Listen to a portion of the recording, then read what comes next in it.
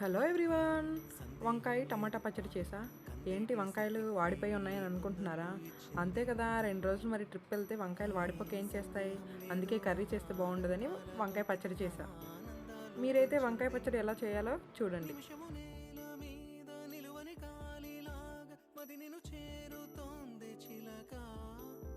తనకొక తోడులాగా వెనకనే సాగుతోంది హృదయము రాసుకున్న లేఖ.